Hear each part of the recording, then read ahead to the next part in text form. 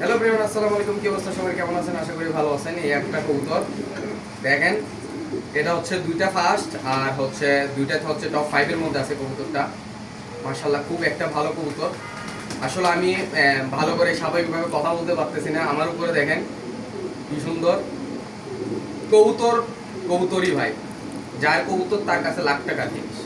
অনেক ভাই আমারে কমেন্ট করে বলে, ভাই এগুলো তো জালালি কবুতর, জালালি দেখে এত দূর থেকে আসছে, ভালো রেস করছে বা সরি রাখতে পারে নাই চলে আসছে। ভাই এটা সম্ভব না। জালালি ওর এটা তাহলে 100 বছর পুরানো যাইতে হবে, তাহলে ওর মধ্যে জালালি আছে 100 বছর পরে, মানে গেছে গে 100 বছর এরকম। এটা হচ্ছে রেসার কবুতর, দেখতে জালালির কবুতরের মতো হইলেও এটা আসলে রেসার কবুতর। তো আমি এখন আছি আমাদের ক্লাব প্রেসিডেন্ট গোলাম সরোয়ার ভাই, চট্টগ্রাম ক্লাব প্রেসিডেন্ট। আর বাংলাদেশের সব থেকে সেরা লফট হচ্ছে আমাদের সরোয়ার ভাইয়ের। তো আপনাদেরকে যদি দেখাই এই সব কবুতরগুলা কালকে কালকে সব মানে টসে গ্রুপ টসে গেছিল 75 কিলোমিটার, ওখান থেকে ব্যাক করা। তো এটা আর কষ্ট না দিয়ে ছেড়ে দিলাম, কারণ সবাই এখন রেস্টে আছে, বিরক্ত না করি। এটা হচ্ছে পুরা লফট সরোয়ার ভাইয়ের আমাদের।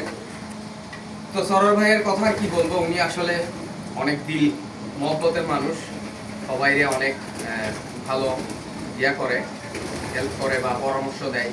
তো দোয়া করি সরোয়ার ভাইয়ের জন্য, সরোয়ার ভাই যাবে এবারও ভালো কিছু করে। গতবারও কক্সবাজারের সাথে আমরা জয়েন্ট রেস খেলছিলাম, জয়েন্ট রেসও উনি অনেক ভালো রেজাল্ট করছে, অনেক ভালো রেজাল্ট করছে বলার মতো না।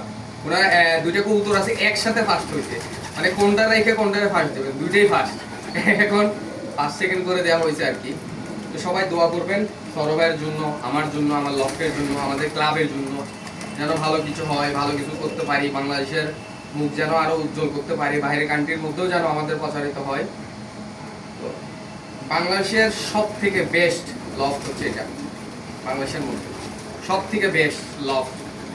আর কৌতরে এত আরামদায়ক আরামায়েশের মধ্যে রাখছে যা বলার মতো না।